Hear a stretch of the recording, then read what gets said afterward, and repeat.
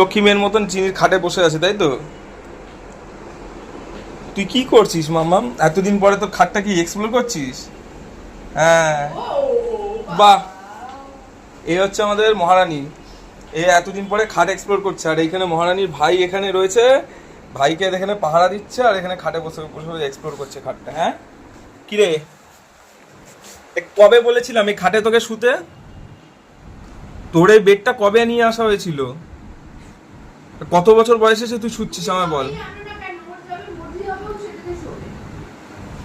আচ্ছা, মা কি বলছে? তুই তোর মর্জি মতন চলবি? হ্যাঁ, তুই তোর মর্জি মতন চলবি? রাজকন্যা?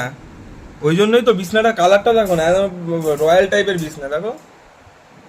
হ্যাঁ, নরম বিছানায় খুব মজা বল। এরকম কথা শুনলে ভালো লাগে তো মাম্মা। Good girl.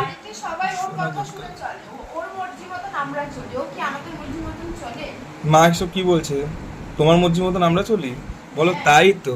তাই তো, আমি তো মহারানী, আমার ওদের আদরেই তো চলতে হবে সব। হ্যাঁ, চলো, এরকম করে লক্ষ্মী মেয়ের মতন শুয়ে বসে থাকো বিছনায়, কেউ তোমায় ডিস্টার্ব করবে না, তাই তো? শোন।